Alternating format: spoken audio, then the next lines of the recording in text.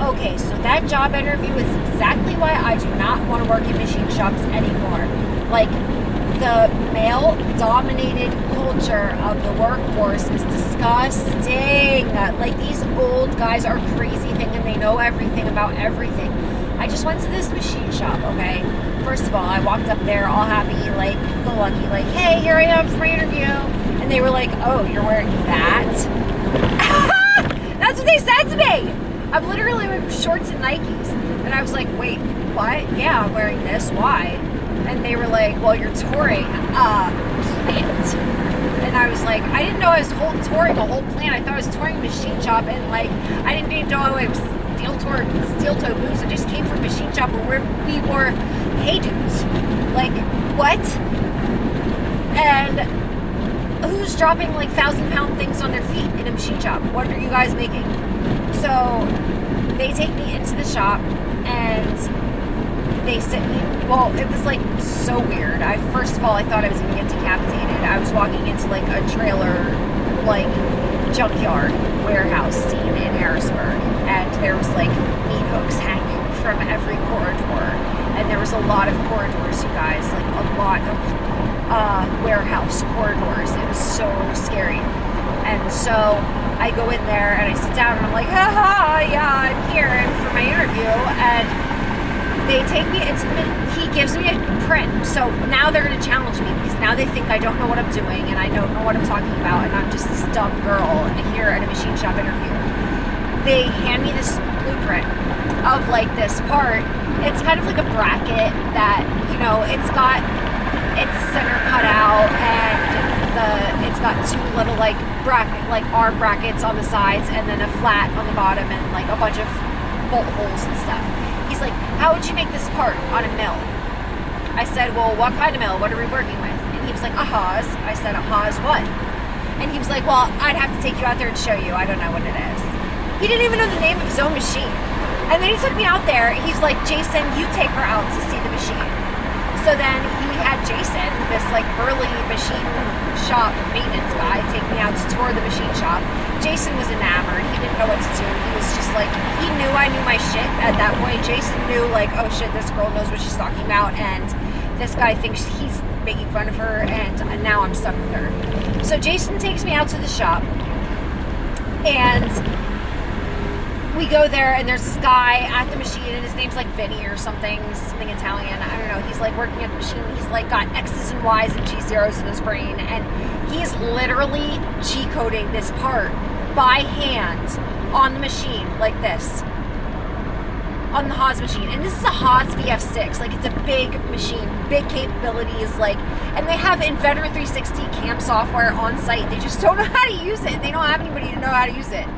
So this guy is like, just like, boop, boop, boop, boop, yeah, this is what I do. And like, kudos to him. He knows how to do all that stuff on the fly. But like, that's caveman stuff. And I'm trying to tell him, dude, this is caveman stuff. You can totally program this all on Inventor in like 3 seconds and have these parts going flying out the door at rapid speed. Like, this is totally crazy. But anyway, so I'm telling them all of this and they're just like, wow, she actually knows what she's talking about. And I said, this machine has no fifth axis on it, and they were like, no, it's just 2 and 3. I said, oh, okay, so we're just doing 2 and 3 axis operations on here. I said, do you have any lathes? They showed me a VF2, it's a Haas, and that was cool. Their Haas lathe was like awesome, but you could tell it was not well maintained. Like nothing in that shop was maintained. This was like grandpa's workshop, and I actually said that to them. I said, wow, I feel like I'm interviewing my grandpa's workshop. This is actually really great. And like I was so positive and like super like happy and bubbly, like trying to be nice, but then it just got really weird. And then like the guy who was originally supposed to be interviewing me, like the manager guy, he never came back around.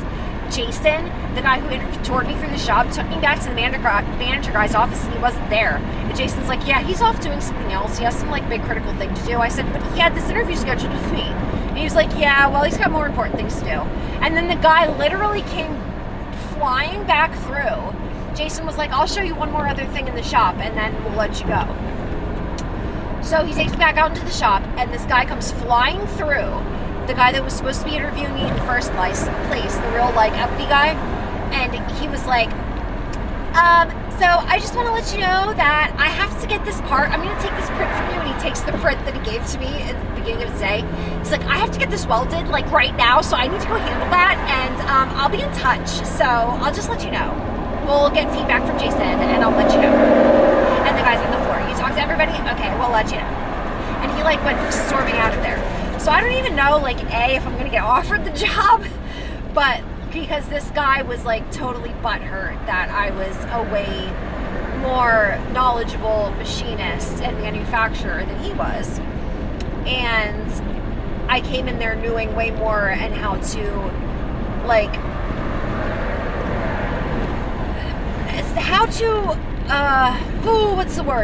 what's the word? Make things faster, make things move quicker, make things streamline things quicker. In his machine shop, I could have streamlined things. I could have made things so much easier for that machine shop.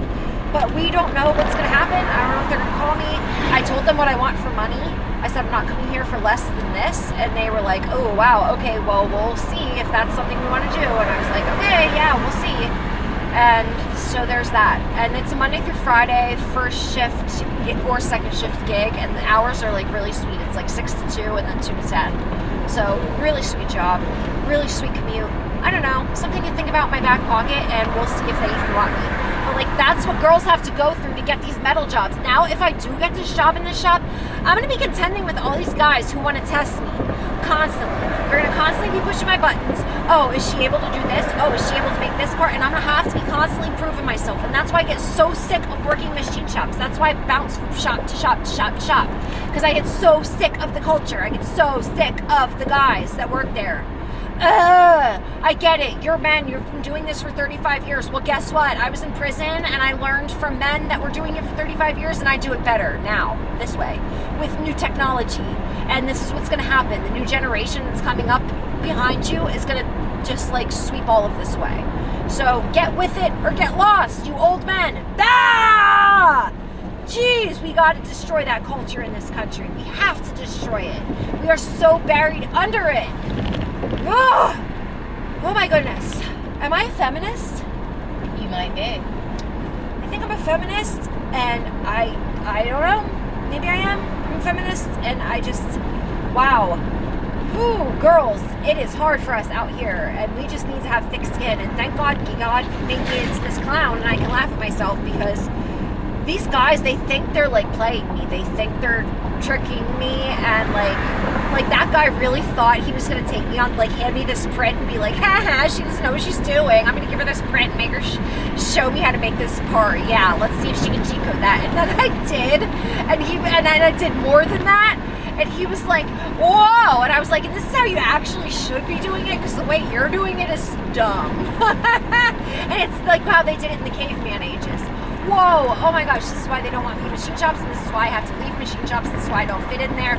And is there any like progressive hiring machine shop out there that likes progressive-minded, smart machinists and can respect women in their workforce? Please hit me up. That's what I need. La Bella Gringa. Checking out. Bye.